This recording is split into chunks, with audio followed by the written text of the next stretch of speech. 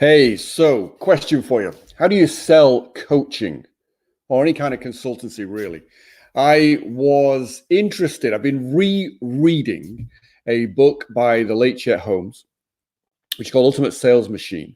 And there's an exercise in there that he talks about, which actually we've done it a couple of seminars in the past, where you get somebody to stand up and you say, look, we've got a room, and imagine you're in a room and I've got 1,000 of your best prospects sat in the room. And it's really, how would you sell what it is that you do so that they want to buy it? And it's a really interesting exercise because it gets most people very quickly realize that one of the stumbling blocks they've had and the reason they're not getting the kind of sales they want when they meet someone who's potentially a good fit for them is because they don't really know how to put across what it is they do in a way that works. And what we've done in the past is we got everybody to stand up in the room, and it's like as soon as you kind of switched off, sit down again. And of course, as soon as the person opens their mouth, within a few seconds, people are sitting down already. They're switching off very, very quickly. Some people are polite. They stay stood up for a little bit longer. They're probably more empathy for these people, but they ultimately will sit down. So how do you sell coaching? It seems to be something which is considered a little bit of a stumbling block for most of the coaches that I've come across or met or even that I come across online in Facebook groups and so on. So let me kind of give you my bits to it, because I have been on stages all around the world. I have been able to sell all sorts of different coaching programs, seminar, educational types of events. So there is a structure to it, but I want to give you kind of 4 simple things that you can do straight away. 1, if you're going to make notes, start writing. First of all, understand coaching is an intangible. It is not something you can put in a box. Like if you go on Amazon and you decide to buy, a set of wireless headphones, for example, you can see them. So you know what they're like. They arrive in a box, you can touch them, you can feel it. Coaching isn't like that. It's completely intangible. And as well as that, coaching itself is a means to an end. It's not an end in itself. It's like if I went on Amazon and they start telling me about selling me postage, I'm not really that interested because I'm looking for the wireless headphones. Does that make sense? It's like they're trying to sell the vehicle that gets the thing to you rather than what it is that you want be able to hold in your hand. So understand that coaching is intangible. By its nature, it is a process. It is not the end result. So in order to make it tangible, think about what you do and think about if you were to put what you do in terms of the end result in a box, what would you be putting in that box? In other words, what's that end result?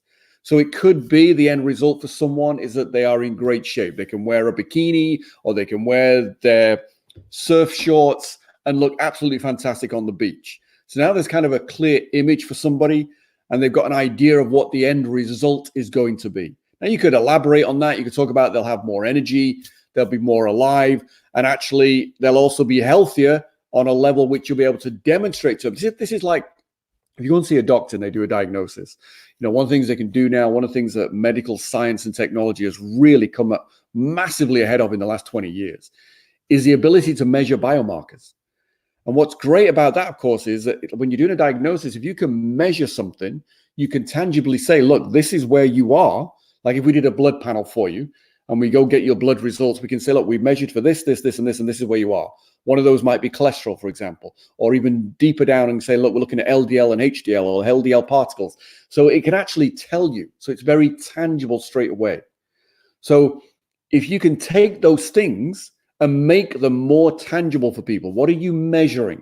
What are you going to be able to help them with? Then it makes it easier for them to make a picture in their mind of what exactly it is that they're buying, so that they know, so they can go, oh yeah, that would help me because. So if they can't see a direct reason, a direct benefit of buying what you're offering, they're not going to buy. So take something intangible, think about the result. What is that result? And how would you put it in a box? How would you describe it?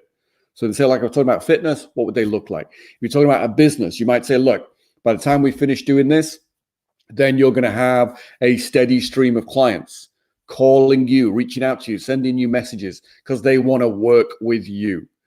Because, I'm going to show you how to create your compelling offer. And once you have that, you put it in front of people, more people are going to reach out to you. So you start to make it more tangible. You start to give them a very specific result. Then, thirdly, who is it for? Now, who it's for and the result that you're going to help them get are completely interlinked. So what I mean by that is, for example, one of my focuses over the last few months has been guys who are in their 50s. So like me, in their 50s, and they've kind of got to that point in life where previously, or we might have described it as a midlife crisis. So where they're getting to that point where they're questioning their life. They're questioning some of the decisions they've made. They're questioning, is this all there is to life? It's like, well, is there more? Is this kind of the end of it? Did they miss out? You know, and they start thinking about, well, what happened to my world domination plans? What happened to the life I was going to lead, the life I expected to lead? What happened to all of that? And so I help them address that. And I help them actually create the life that they intended to set out to do. Does that make sense? So who is it for? So if I'm aiming it at people like that, they have that specific problem, I can help them get a specific result. But if you don't know, and if you just come out with the stock answer of, well, you know, I do coaching, it works for anybody, that doesn't help. Try describing anybody. Try putting an anybody in a box. It's very hard to describe it. Like if I said, okay, we're going to put an anybody in a box, what color is their hair? What color are their eyes? What are they thinking? What do they say on a regular basis? What do they see on a day-by-day basis? What do they hear on a day-by-day basis? If you can't tell me that, then you don't know who it's for. And if you don't know who it's for, how can you understand them? How can you get inside their head and understand the challenges they're facing? Because if you can't understand their problems, how can you possibly offer a solution? Does that make sense? So you've got to know who it is that you want to provide this result for, and that will influence the result in some way. So if you're working with women who've just had a baby and they want to get back to being trim, slim, and fit again, then that would work. If you wanted, like I talked about this years ago, and actually I've seen people doing it now. This idea that, you know, if you go back 20 years, the internet was really kind of taking off. There was a lot of products when ClickBank was first sort of really beginning to create some momentum. And there was a number of products in the fitness area which were aimed at guys, very specifically aimed at guys. So they were all about having six-pack abs. You know, it's rare that you meet a woman who wants six-pack abs. So that was very specific. It was a very specific result influenced by the fact it was aimed at young men. Like, have six-pack abs, you will look more sexy, more virile. You'll be stronger, fitter. You'll look more like the guy you always wanted to look like on the beach. So it's very specific. And when that took off, then, of course, as soon as people started making money with it, what happens? Other people come into it and say, okay, I want to make some money from that as well. So all of a sudden, you have multiple people offering the same thing, saying, help get six-pack abs. But one way to address that would say, okay, look, focus, zoom in even further on who it is you want to help. So not just six-pack abs for guys, six-pack abs for specific age range of guys. So it could have been six-pack abs for 20-something guys. Or at the time when I was talking about it, you know, six-pack abs for 40-something dads.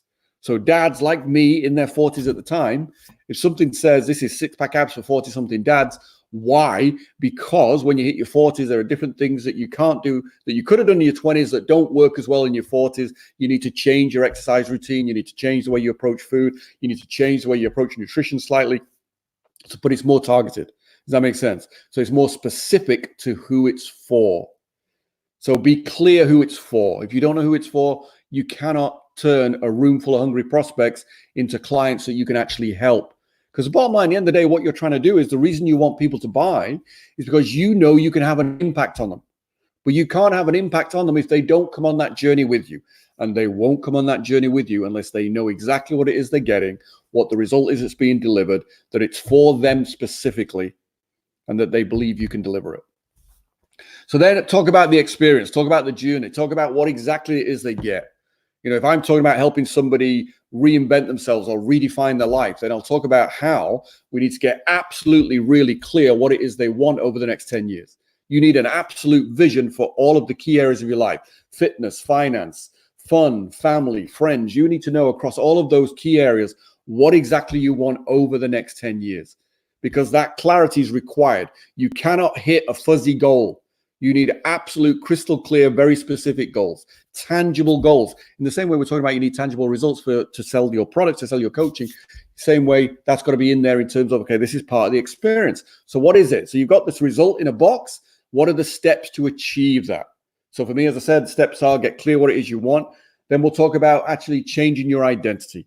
Your identity is the beliefs you hold about yourself. Why is that important? Because your identity drives your actions. And here's the thing that people don't always get.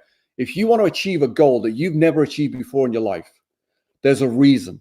And the reason is you've not become the kind of person who could achieve that goal easily.